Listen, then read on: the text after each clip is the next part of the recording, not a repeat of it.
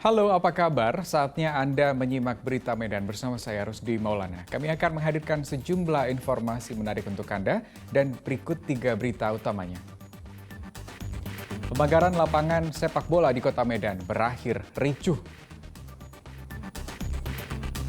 Seorang pencari rumput di Kota Tebing Tinggi ditemukan tewas di areal perkebunan sawit. Populasi kupang atau kerang kecil menjadi berkah bagi warga di Kabupaten Serdang Bedagai.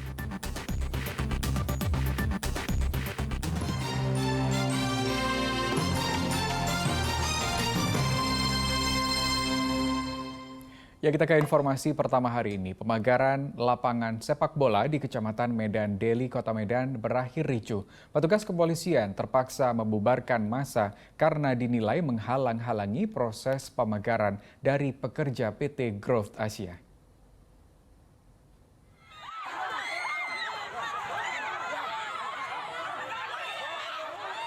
Warga yang berada di Jalan Boksit lingkungan 1 Kelurahan Kota Bangun Kecamatan Medan Deli Kota Medan sempat melakukan perlawanan saat lapangan sepak bola hendak dipagar oleh pihak perusahaan PT Growth Asia.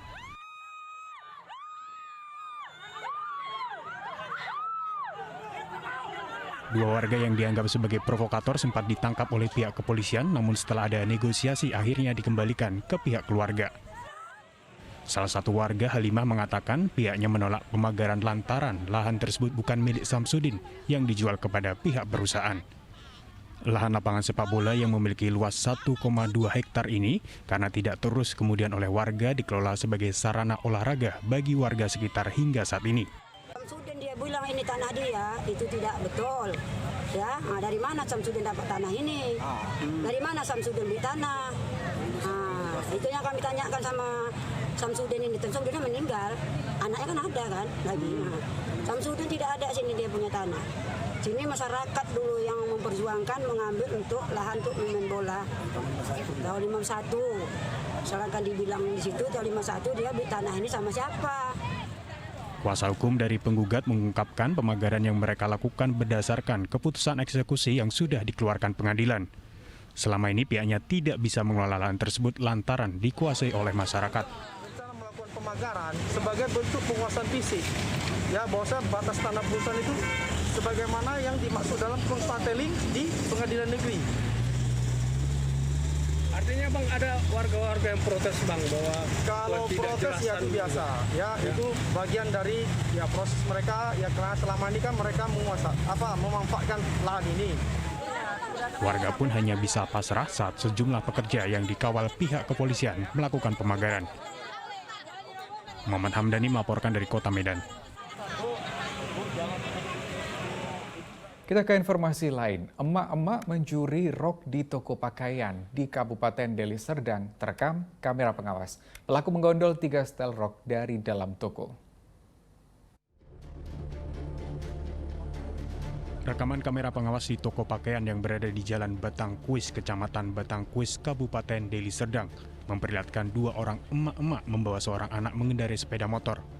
Ketika masuk toko pakaian, 2 orang emak-emak ini punya peran yang berbeda. 1 orang mengalihkan penjaga toko dan 1 orang lagi mencuri pakaian. Kejadian pencurian terjadi Senin lalu di mana pelaku mengambil 3 setel rok, kemudian memasukkannya ke dalam tas miliknya, lalu kabur. Terus aku membalik ke belakang. Dia mengajak aku ngomong biar gak bisa aku tengok ke sana kan gitu. Aku melayani yang satu itu juga, yang dicari dia tak ada. Baru pergilah dia menyusul kawannya ke bagian yang rok kan gitu. Terus itu, begitu aku asik melayani ini, udah cabut aja dia, kan gitu, udah cabut dia. Pemilik pun udah pergi, yang 2 tadi yang lain orang tadi pergi dia. Terus aku kan ngelap barang, ngecek, aku tengok loh, wah ada hanger kosong ini 3 kan gitu. Langsung 3 bang di bagian rok itu kan. Terus ya penasaran lah, kita kan ada CCTV, aku cek langsung. Rupanya memang betul ibu yang tadi ngambil. Pencurian di toko ini kerap terjadi. Pemilik toko berharap pelaku segera mengembalikan barang yang telah ia ambil. Jika tidak, pemilik toko akan membuat laporan ke pihak kepolisian. Muhammad Hamdani melaporkan dari Kabupaten Deli Serdang. Ya, hampir 2 hari tidak pulang ke rumah, seorang pencari rumput untuk pakan ternak di kota Tebing Tinggi ditemukan tewas di areal perkebunan sawit. Kuat dugaan korban tewas akibat digigit ular berbisa. Keluarga korban dan warga mengevakuasi korban atas nama Sugianto, 52 tahun, ke rumah duka di Jalan Danau Singkarak, lingkungan 3, Kelurahan Padang Merbau, Kota Tebing Tinggi. Awalnya korban pamit dari rumah pada Senin lalu hendak mencari rumput untuk pakan ternak miliknya. Tak kunjung pulang hingga Selasa malam, pihak keluarga dibantu warga mencari korban ke areal perkebunan Bahilang di Kecamatan Tebing Syah Bandar, Kabupaten Serdang Bedagai. Kaget bukan kepalang, korban ditemukan tidak bernyawa dengan luka bekas gigitan ular berbisa. Tanda-tanda yang ditemukan, makanya kita bisa ambil kesimpulan adanya gigitan dari pipi, dari sebelah sini sampai sini kan. Di pinggang juga, di belakang juga. Kalau kriminal seperti bacokan ataupun pencetan ataupun kriminal yang lain nggak ada. Berarti ditemukan dalam keadaan meninggal dunia udah ya? Petugas Polsek Tebing Tinggi yang mendapat laporan langsung turun ke lokasi bersama tim Inafis. Pemeriksaan awal tidak ditemukan adanya tanda-tanda kekerasan di tubuh korban. Telepon seluler dan sepeda motor juga tidak ada yang hilang. Namun terdapat luka bekas gigitan ular di pipi kanan, bahu, serta pinggang korban. Jadi berdasarkan kami amati dan saksi yang ada di lapangan bahwasanya korban ini meninggal dunia akibat digigit ular. Untuk area lukanya kira-kira di mana aja? Ada berapa titik? Ada beberapa titik tadi yang kami lihat yang identik dengan yang digigit ular, ada di pipi sebelah kanan, ada di bahu dan ada di pinggang sebelah kiri. Itu yang jelas yang kita lihat. Kasus ini telah ditangani Polsek Tebing Tinggi, namun pihak keluarga menolak jasad korban untuk divisum karena sudah menerima kondisi kematian korban. Muhammad Hamdani melaporkan dari Kota Tebing Tinggi. Kita ke informasi lain, seorang wanita di kota Medan terekam kamera pengawas sedang menjewer anak kecil berkali-kali hingga menangis. Ironisnya pelaku yang diketahui berprofesi sebagai dokter mengaku gemas sehingga melakukan penganiayaan. Penganiayaan terhadap seorang balita berinisial BEM di Komplek Perumahan Tasbih, Kecamatan Medan Selayang, Kota Medan terekam kamera pengawas. Ketika itu korban sedang digendong oleh perawatnya, lalu datang ke tetangganya dan mengambil alih menggendong. Namun tak diduga pelaku justru melakukan penganiayaan dengan menjewer telinga korban hingga menyebabkan memar dan korban menangis.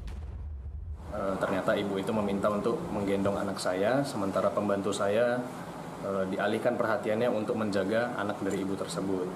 Ketika ibu itu sudah mulai menggendong anak saya sudah mulai menangis. Ibu itu kemudian langsung mulai menjewer kuping anak saya sebanyak kurang lebih 3-4 kali dan mengakibatkan luka memar. Setelah kejadian tersebut, tidak lama kemudian istri saya kembali ke rumah dan mendapati telinga anak saya yang sudah memar.